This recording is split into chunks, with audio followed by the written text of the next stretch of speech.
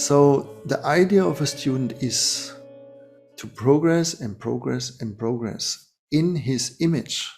What is a progress for him or her?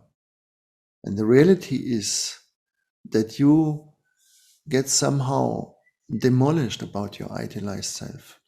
And it's a very painful process. And this is why not many people can make it. Yeah. And in our tariqat, we are distinguishing several degrees of murids, of students. So we have the beginners that we call them the people of the fence. And they stand at the fence yet. They don't want to enter. They just observe and they say, oh, it is attractive. Yeah. But of course, they know when they are entering, then they will have to work, they will have to follow, they will have to somehow do the steps, no? And not everyone is ready. Yeah. But they don't know it.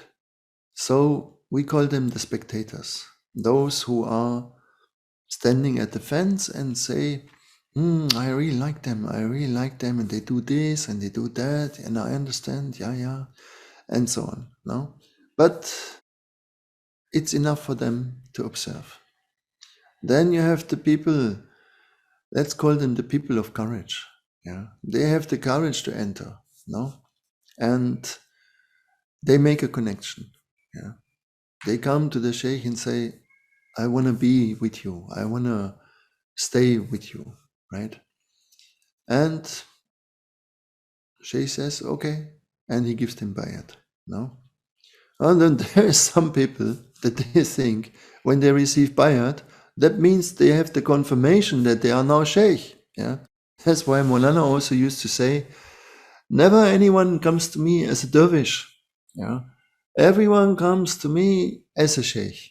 Yeah, and there is a truth because you think you have the courage, not because you think you really need help or this or that, but you think often also, I need a little help. I need a little bit of thing which I don't know, and the Sheikh can give it to me, and then I'm fine. Yeah. So when he accepts me, they misinterpret this acceptance as a confirmation that they're almost arrived, or that they arrived actually. So some students play that thing and say, oh, Sheikh, look at me. I am already there. Yeah. Can you see that? Can you please give me a sign that it is like this? No. And not to discourage someone, absolutely. He may give a sign. And it was very much the training in our time that, for example, Maulana said, I'm making this brother to be my Khalifa. And every one of you kisses his hand now. Yeah. Or he would ask, who is the Sheikh of whom? Yeah, when two people would stay in front of his door. No? Because everyone felt he is someone, no? And he wants the crown, no? And if you go for the crown, that is the thing which never works. And there is a saying in Sufism that says, the one who goes for the crown will never have it. And the one who does not look for the crown, he will have it. And there's the story from a king that had no son, but he wanted to find a Khalifa. He wanted to find one that he can give his kingdom.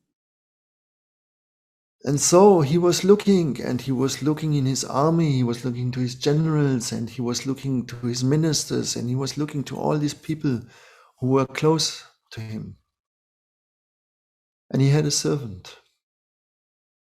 And that servant was from such a happy nature.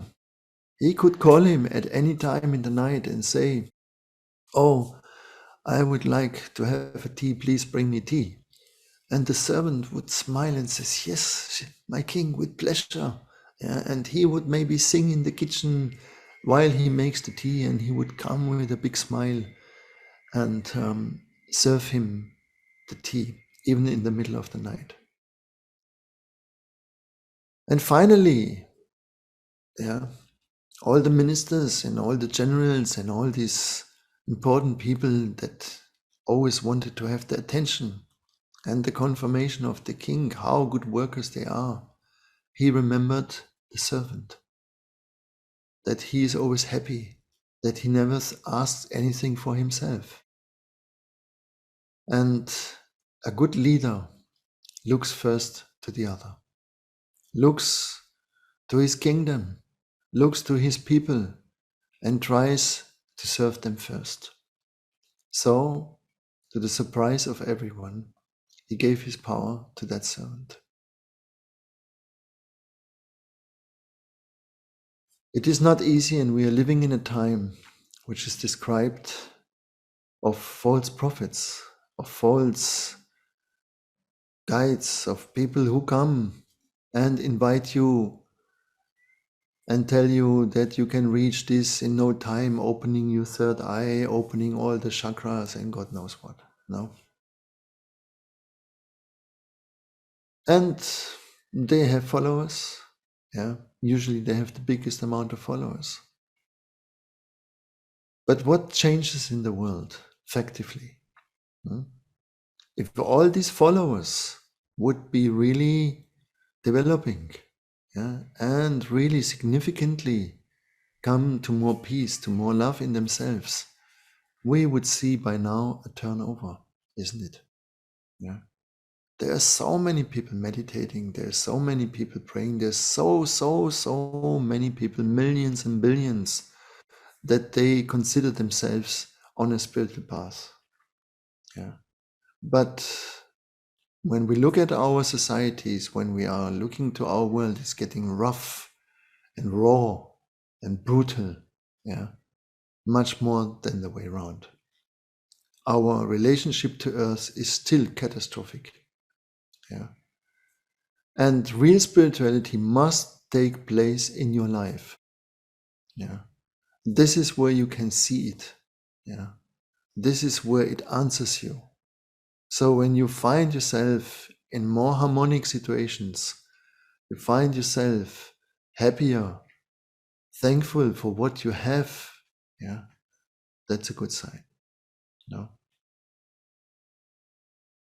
So basically, you come to service, no?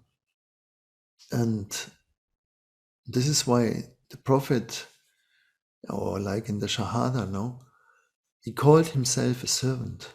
Yeah, yeah, he called himself a servant. No? And that is his greatness. He was definitely more than anyone a king walking on earth. Yeah, he divided the moon. Imagine that. Yeah, I have never heard from any other being as a human being walking on earth able to do that. He did that. Yeah. So he had powers. He had probably the biggest powers ever dressed on a human being. Yeah.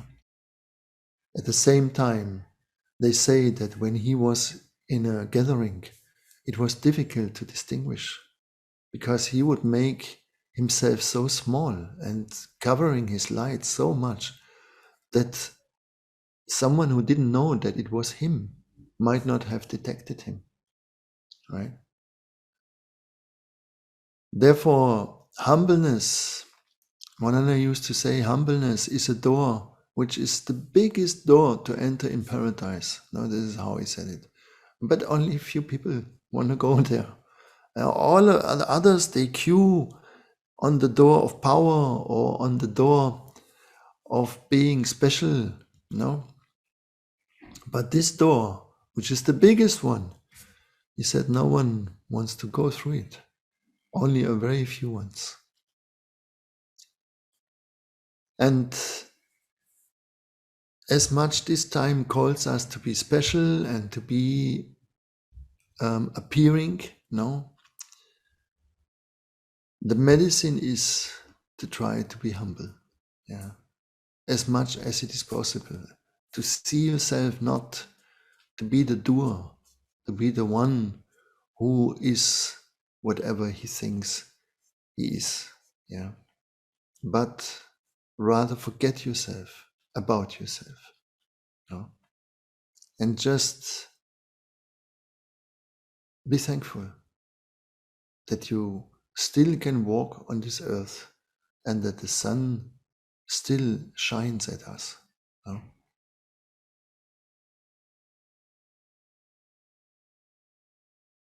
So, not for nothing, the next month, which is called Ramadan, is the month of mercy, is the month of forgiveness. Yeah. We are forgiven, but of course we are also invited very much to forgive. This is what it is about. Yeah. We need that, right? We need that. And I wish you a happy Ramadan. We may hear before even, but in case it's not happening, wish you very, very, very blessed Ramadan. And practicing forgiveness, practicing generosity, practicing fasting, not only from food and water and sexual activity during the day, but practicing, for example, from fasting from gossiping, fasting from complaint, fasting from saying no, no, no to everything. That will make your Ramadan to be a really blessed one. And it restores health, inner health, outer health. So the ones who can do it, even you're not following this path, even you not consider yourself being obliged to do it, make an experiment and see what comes out of it. Thank you very much. Assalamu alaikum wa rahmatullahi wa barakatuh.